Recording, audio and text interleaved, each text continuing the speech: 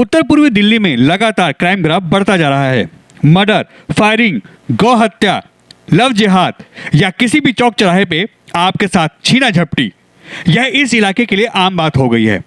अब इसी को लेके बड़ी संख्या में लोग प्रदर्शन कर रहे हैं कि दिल्ली के यानी उत्तर पूर्वी दिल्ली के जो डीसीपी हैं जॉय टर्की जी, उनको यहाँ से हटाया जाए, उनका तबादला किया जाए, क्योंकि इससे पहले भी यहाँ बड़े बड़े अधिकारी रह चुके हैं। जो वो अधिकारी जब यहाँ पे थे तो यहाँ पे कभी ऐसी घटनाएं नहीं होती थी, या होती थी तो वो ना के बराबर थी। मगर जब से इनका कार्यकाल शुरू हुआ है तब से इस इलाके में बहुत बुरा हाल है। कानून व्यवस्था और लोगों में पुलिस का डर अब बचा ही नहीं है। किसी भी चौक चौराहे पे आपके साथ छीना झपटी हो सकती है, आपको गोली मारी जा सकती है, आपका मर्डर हो सकता है और कहीं पे भी आपके साथ लूटपाट हो सकती है। गौहत्या, लव जिहाद भी एक बड़ा मुद्दा है इस इलाके में। इसी के खिलाफ बड़ी संख्या में क्षेत्र निवासी डीसीपी ऑफिस यानी उत्तर पूर्वी दिल्ली के डीसीपी के सामने, उनके ऑफिस के सामने प्रदर्शन करने पहुंचे, जिसमें हजारों की संख्या में माताएं, बहनें और लोग भी थे। उनका साफ कहना था कि जॉय टर्की को यहां से हटाया जाए। हम ऐसे डीसीपी को बर्दाश्त नहीं कर सकते जो हमारे को सुरक्षा नहीं दे सकता। अब आप सोचिए, आखिर इतना गुस्सा लोगों के अंदर क्यों है? क्या सही में ऐसा हो रहा है? तो कहीं ना कहीं इनकी ये बात सही है, क्योंकि अगर आप देखते हैं तो हर दूसरे दिन एक मर्डर हो रहा है, हर दूसरे दिन फायरिंग हो रही है। कोई भी इलाका देख लीजिए उत्तर पूर्वी दिल्ली का, वहां यही हाल है। आप कितने सुरक्षित हैं, आपको अगले पल आपके साथ क्या होगा, आपके साथ लूटपाट, मर्डर, छीना झपटी कब कहां हो जाए, आपका कोई भरोसा नहीं इस चीज के लिए। तो आप अपने आप को भगवान भरोसे ही मानिए। पुलिस तो सो रही है और यही कहना है यहाँ पे आए लोगों का। उनका साफ कहना है कि ऐसे डीसीपी हमें नहीं चाहिए जो हमें सुरक्षित नहीं कर सकते, जो इलाके को सुरक्षा नहीं दे सकते। आखिर उनका रहना न रहना बराबर है, और अगर वो सुरक्षा नहीं दे सके तो या तो वो खुद इस्तीफा दे दे या उनको यहाँ से हटाया जाए। आखिर इतना गुस्सा लोगों के अंदर क्यों है?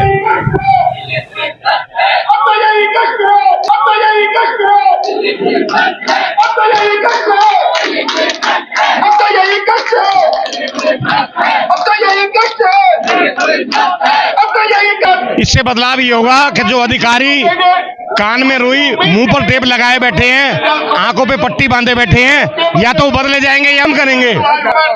इससे बदले जाएंगे या काम करेंगे, लगता है आपको? बिल्कुल नहीं बदले जाएंगे तो इससे बड़ा प्रदर्शन होगा। मतलब आप लोग आर पार करेंगे चाहे कुछ भी करेंगे, आज नहीं तो कल करें होगा।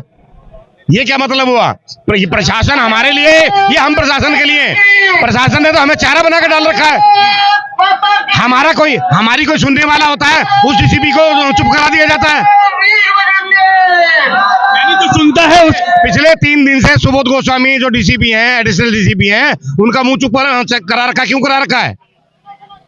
यानी वो काम करते थे, उनको शांति से बिठा दिया जाता है। उन्हें शांति से बिठा दिया जाता है। वामपंथी सोच से प्रशासन नहीं चलेगा। प्रशासन को सबके बारे में सोचना होगा, चाहे प्रशासन में कोई अधिकारी हो। आप अपनी सोच अपने घर में चला सकते हैं, अपने समाज में चला सकते हैं, लेकिन अगर आप प्रशासन संभालने के लिए बैठे हैं तो आपको सबके लिए बराबर सोचना पड़ेगा। यानी आपका कहना यह है कि आपके लिए हर धर्म, हर व्यक्ति समान होना चाहिए। समान होना चाहिए, कोई भेदभाव नहीं होना चाहिए। एक्शन योगी तरह होना चाहिए। आपकी सोच आप अपने घर पे रखिए, प्रशासन में सार्वजनिक सोच लाइए।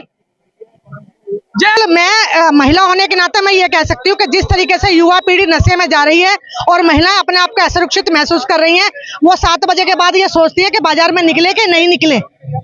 जब तक उनके बच्चियां घर नहीं आ जाती है तो उनकी सांसें अटकी रहती है कि हमारी बच्ची अच्छा सुरक्षित घर पे आ जाएगी कि नहीं आ जाएगी। सरकार ने एक निर्भया के जो बलात्कारी था, जब वो बालिग था या नहीं नाबालिग था, लेकिन उसने क्राइम तो किया था ना, तो दिल्ली का मुख्यमंत्री क्या करने का? उसको सिलाई मशीन देना 10,000 रुपए। दिल्ली का जो मुख्यमंत्री है, दिल्ली की जो सरकार है, पुलिस पर दबाव बनाती है उनको बचाने के लिए, जबकि 99% क्राइम उस कम्युनिटी के लोग करते हैं और दिल्ली सरकार उनको बचाती है।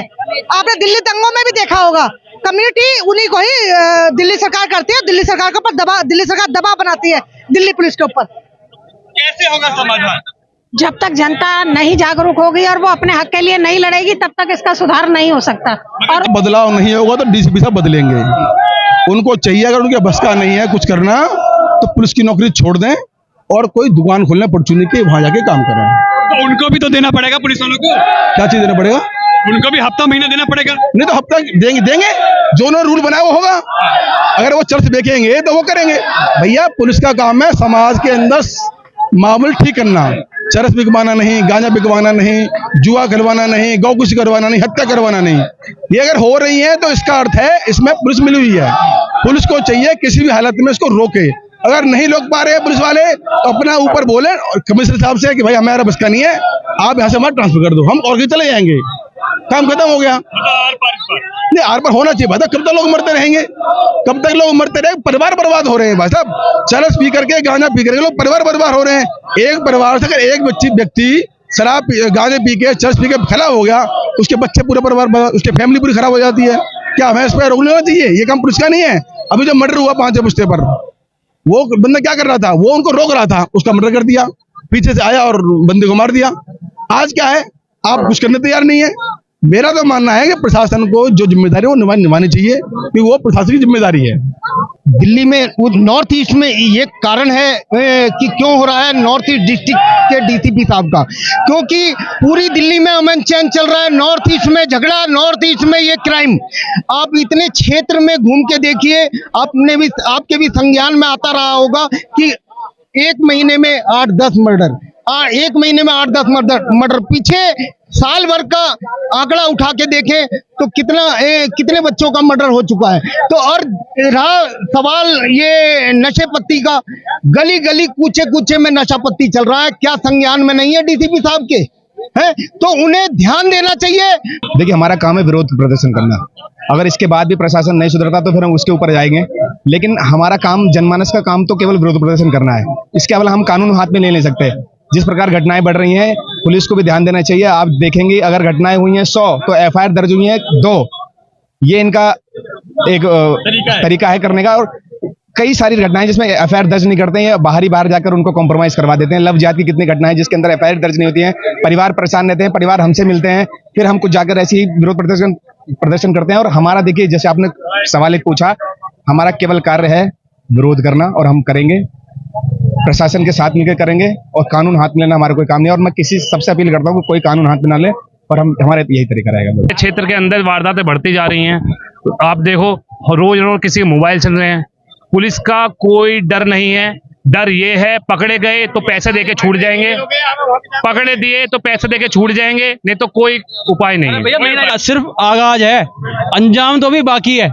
अभी तो अंजाम बाद में होगा जो होगा, ये तो आगाज है। और चेतावनी है प्रशासन को कि या तो कार्रवाई करनी शुरू कर दे, नहीं तो इससे भी बुरा अंजाम आगे हो सकता है। यानी चेतावनी है, बिल्कुल चेतावनी है। ये तो पुलिस को सोचना पड़ेगा ना।